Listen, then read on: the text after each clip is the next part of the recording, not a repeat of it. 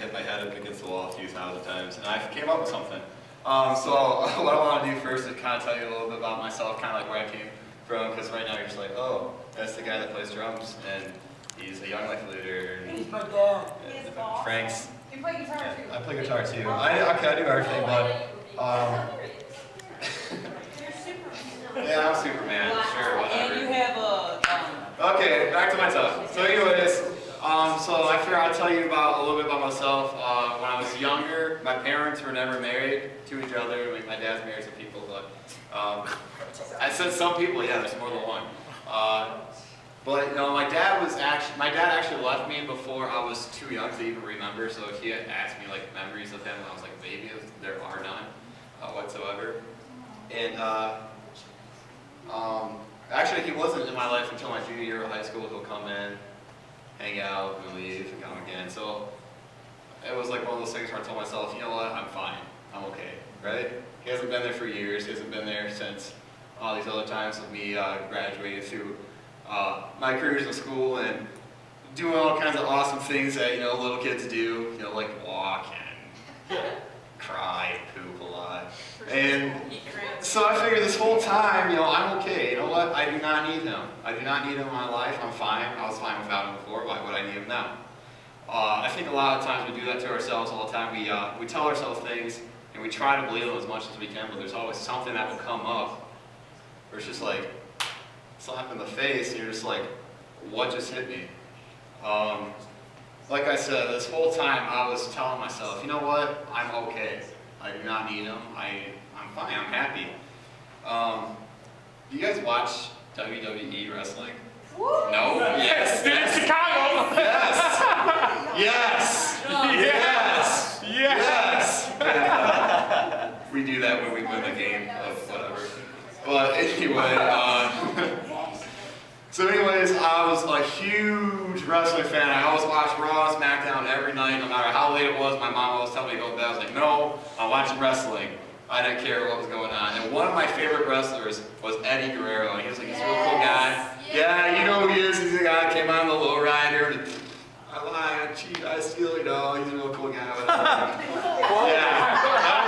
that was my role model when I was a kid. But anyways, he was a real cool guy. I remember towards the end of his career there that he teamed up with Dave Bautista. They were just whooping butt, kicking everybody's butt, and winning titles and everything. It was really cool. And then one day I got up. I have the date right here. It was November 13th, 2005, and my mom told me Eddie Guerrero had passed away. I'm like, oh man, that sucks. I was like, no, I'm dreaming. I didn't want to believe it. I was like, there's no way this happened. My favorite wrestler cannot be dead. There's no way it could happen. This is where my smack in the face came when I told everybody I was right and I was telling myself I was okay. I was watching wrestling and they did a tribute to Eddie Guerrero.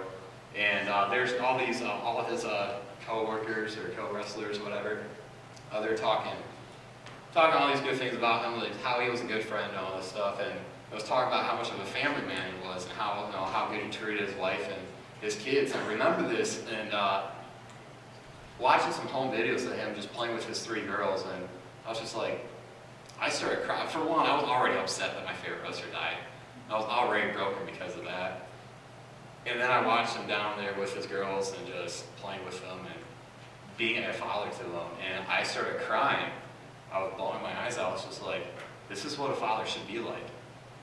And I've been telling myself this whole time that I'm okay and I'm missing out on stuff like this. And it really tore me apart. I was crying, and my mom, you know, when you're crying, she calls you in her room, and so you come in there, what? What do you want? She goes, are you crying because Eddie Guerrero died? I'm like, yeah, that's it. I didn't want to tell her because everything was okay. I wanted everybody to know that everything was okay in my life. There was nothing wrong. I'm fine. I don't need my dad. I'm fine without him, right? But this was the part that really opened my eyes and said, you know what? This is what I've been missing out on. I've always bottled things up, you know, I pretend everything was okay. I just want to tell you, if you can tell yourself everything's okay, everything's fine, but eventually it will slap you in the face, and it might hurt, because sometimes slaps hurt. I got slapped quite a few times, I know. You can tell others around you that everything's perfect, but really on the inside you're hurting so badly. You just don't want to get it out. And actually, I have another video, and it's not very funny like the first one. Chad, you got that video? Nope. Yeah. No? Okay. So watch this. It's really cool. It's Will Smith, Fresh Prince of Bel-Air. You're a better man than me. You happy? Now, you gonna tell Will or not? I'm not gonna do your dirty work for you. Fine. I'll call him from the road. Yeah, then why don't you do that? Yeah, I'll do it. Yeah, yeah. What's up? Will, man, I'm glad you're here. Some business came up I gotta handle. So we're gonna have to put our trip on hold. You understand? Yeah, that's cool. It's just for a couple of weeks. I understand. Yeah. Maybe a little longer. Yeah, whatever. Look, I'll call you next week and we'll iron out the details. Okay? Yeah.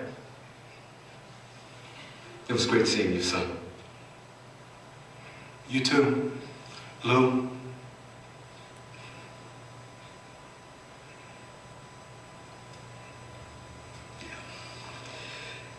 Yeah,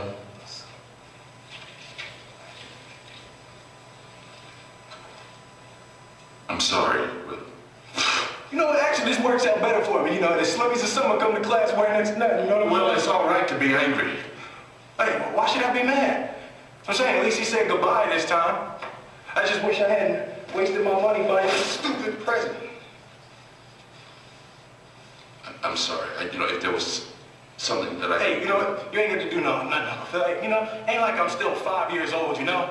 Ain't like I'm gonna be sitting up every night asking my mom, when's daddy coming home, you know? Who needs him? Hey, he wasn't there to teach me how to shoot my first basket, but I learned, didn't I? Hey, I got pretty damn good at it too, didn't I? Got through my first day without him, right? I learned how to drive, I learned how to shave, I learned how to fight without him. I had 14 great birthdays without him. He never even sent me a damn card. To hell with him!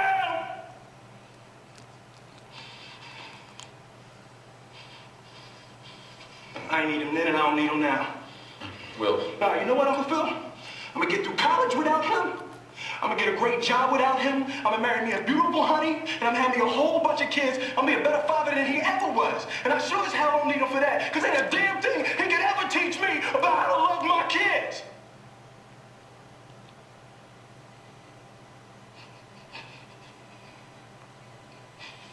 How come he don't want me, man?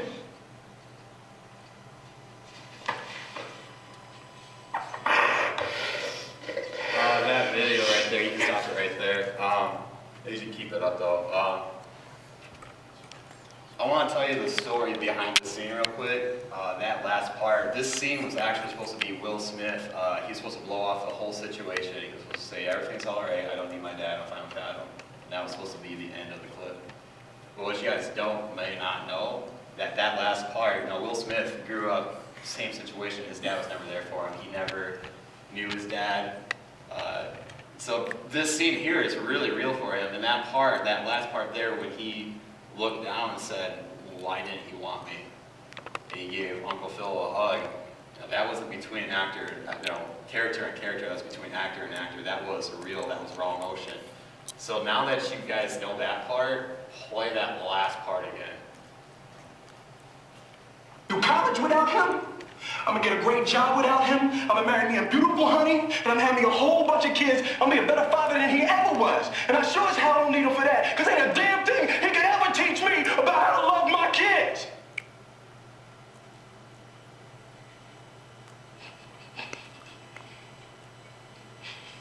How come he don't want me, man?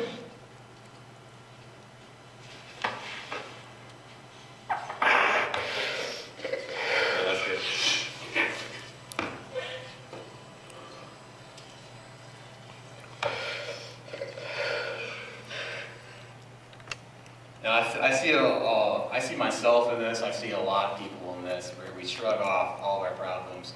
I think a lot of us act like Will Smith right here in this scene where, you know what, Uncle Phil is fine, you know what, I grew up without him, why do I need him now? Then reality sets in, and then you realize, man, all this hurt and all this pain that is in my life, and what am I supposed to do with that? And it hurt this whole time. This whole time I've been telling everybody I'm okay, I'm fine. I've been telling myself that I'm okay, and I started to believe it until something happened. I just want you guys to know that that is exactly what we are here for. For you guys, if you feel like there's something wrong, not something wrong necessarily, but just like there's a void in your life, or like you're just going through something that someone else might not understand. You guys just gotta know, like, hey, come talk to your leaders, because we love you and we love talking to you. But if you're going through something, don't just hide it. If we ask you how you're doing and you're really having a crack a week, we're not one of those guys who says, hey, how you doing, walk on by, not really caring. We really want to know how you're doing. We want to make sure that you guys are going through life okay. And if you're not, we want to help you with it. Trust me, if you're going through something, one of us has probably gone through the same thing before. To kind of close, I have a few things out of the Bible I wanted to share to kind of go along with this talk. The first one I found in Psalm 68:5, and it says, God's the father to the fatherless, the defender of the widows, is God in his holy dwelling.